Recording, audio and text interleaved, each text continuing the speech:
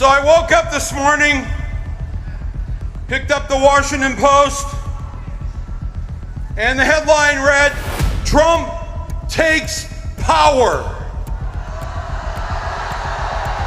I don't think so. Here's the power. Here's the majority of America right here. We are the majority.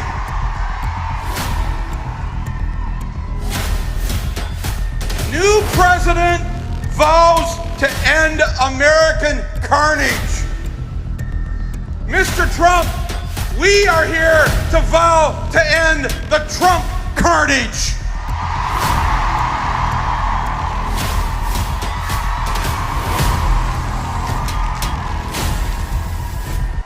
Michael Moore just tore into Trump like a wrecking ball, and it was brutal. Live on TV, he called him out for his biggest failures, his bankruptcies, his scandals, and the way he fooled America like a cheap infomercial. The crowd ate it up, social media went wild, and Trump's biggest fans had a full-blown meltdown trying to defend him. And Trump, you just know he was pacing around Mar-a-Lago, probably yelling at his TV and firing off a rage-fueled rant on Truth Social. But here's the best part. Every time he reacts, he proves Moore right. And this time, Moore made sure the whole world was watching. It's like they really believe that the average normal American wants to hear that.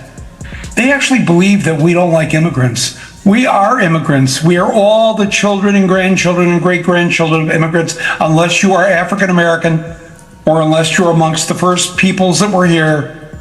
We are all the product of immigrants, and we love our grandparents and our great-grandparents and the people that got us here to this great country. And to talk about immigrants in this vicious, vile way.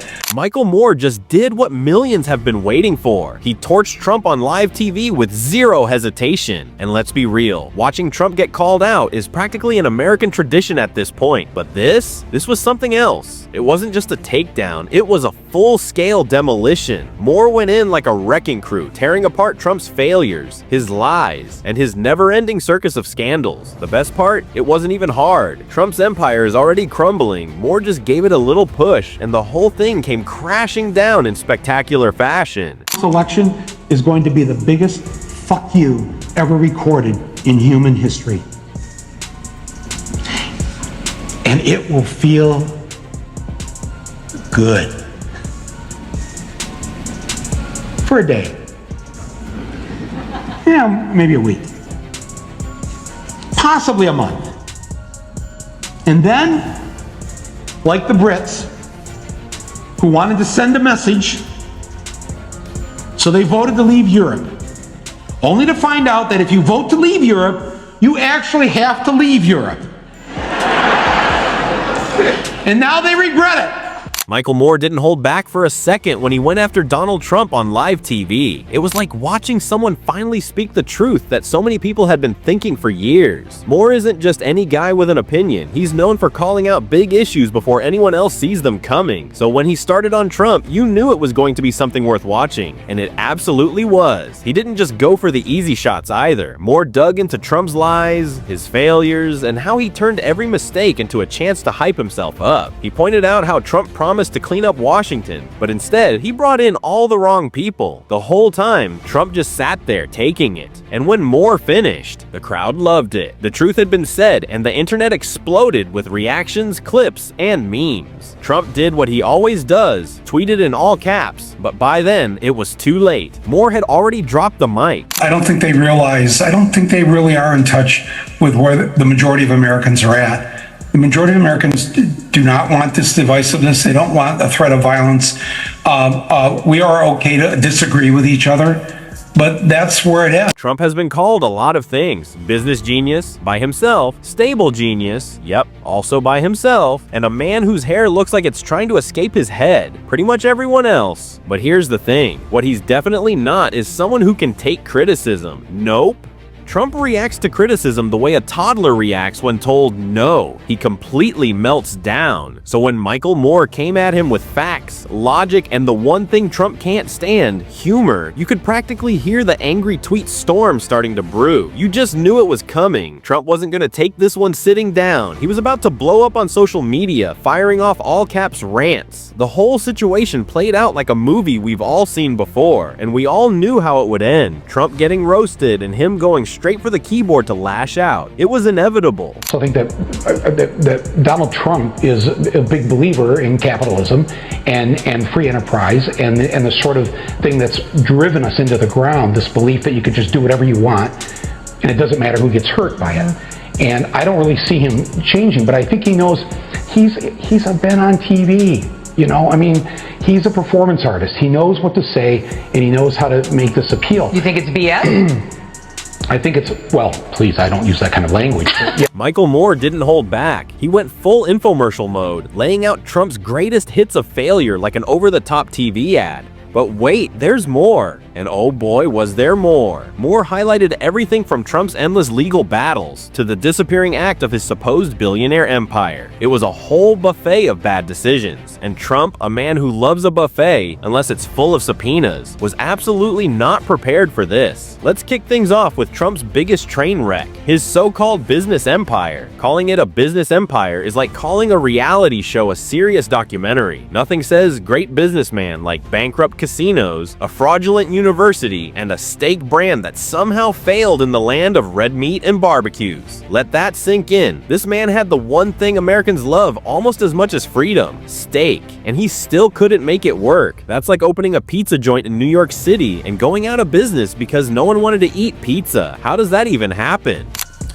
He knows something. He knows how to manipulate a dumbed-down population whose schools have been wrecked, whose media is just insipid and stupid and doesn't give people the facts about what's going on. So the public is easily manipulated by somebody like him. Those who vote for him. He had record turnouts. He has the largest rallies.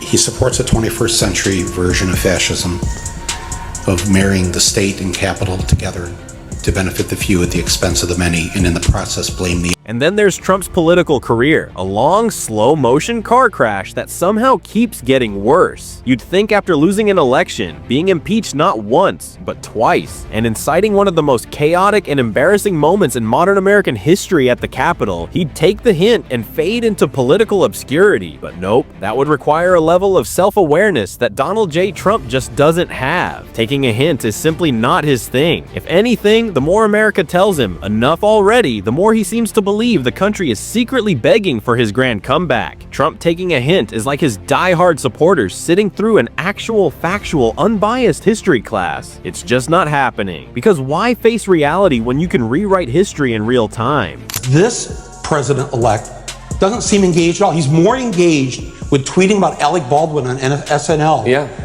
5 hours after the show finishes at 1 a.m.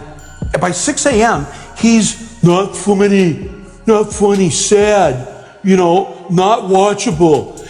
And it's like, you've got time for that? And you haven't taken one of the national security briefings? You've taken only 3 of them in this first month? Yeah. Consider this. Most politicians, when faced with scandal, legal troubles, and overwhelming public rejection, would bow out gracefully. They'd write a self-serving memoir, cash in on speaking gigs, and ride off into the sunset. But not Trump. Instead of exiting stage right, he doubles down, claiming he's the victim of a massive conspiracy cooked up by everyone from the radical left to the deep state. And, who knows, maybe even the ghost of Abraham Lincoln, though give it time.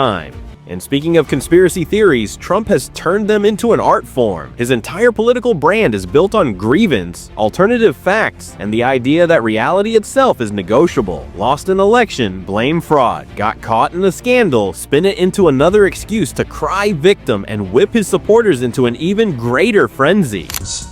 If something happens, a Donald Trump president, in his presidency, he is going to react in a way that talk about taking away people's rights, talking about clamping down in an authoritarian way, in the way that he likes to think about, and nobody's going to be able to discuss then Where the hell were you in the 2.5 months leading up to taking office? And you didn't bother to attend the most important job. And can I just say this to him?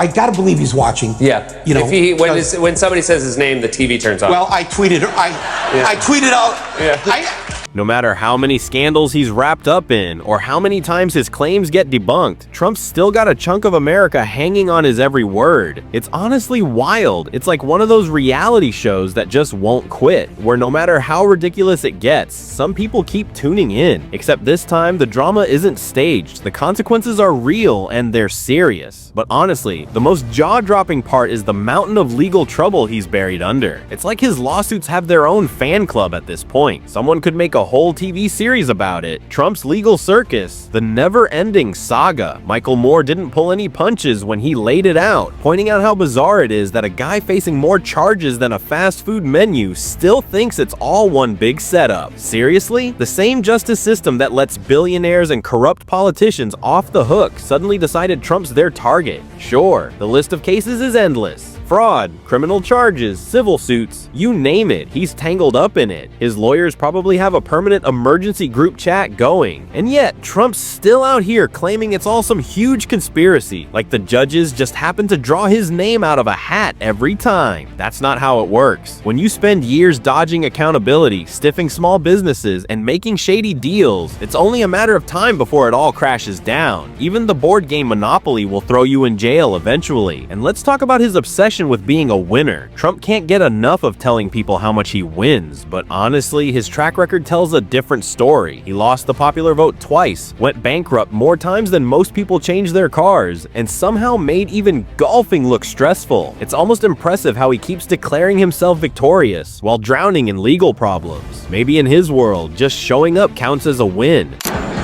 You live here in Ohio, you know what I'm talking about. Whether Trump means it or not is kind of irrelevant because he's saying the things to people who are hurting.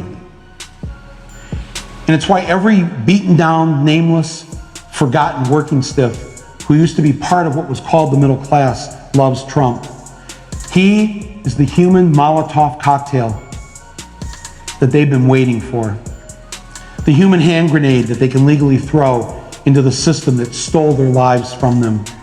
Trump's biggest recent win, convincing folks to drop serious cash on flashy gold sneakers stamped with his name, because nothing says man of the people like hustling your own supporters with overpriced Liberace meets QVC footwear. Seriously, these things look like they were designed by someone who thinks Vegas counts as a personality trait, but hey, they'll pair nicely with those Trump steaks, the grounded airline, and whatever's left of Trump University. And the grift? Oh, it never ends. If Trump could make money off failure, he'd be the richest guy on the planet. Everything he touches turns into some overpriced, low-quality product, and yet his most diehard fans just keep throwing money at it. He's like the ShamWow guy of politics, except instead of cleaning up messes, he just makes new ones and then bills his supporters for the mop. Michael Moore laid all of this out like a pro, sharp, relentless, and just dripping with sarcasm. He didn't just drag Trump's politics or his scandals. He went for the whole brand, the myth, the illusion, the entire phony empire built on spray tans, cheap hats, and NFTs nobody asked for. It wasn't just a roast, it was a complete teardown of everything Trump's tried to build his image on. Struggling to get by,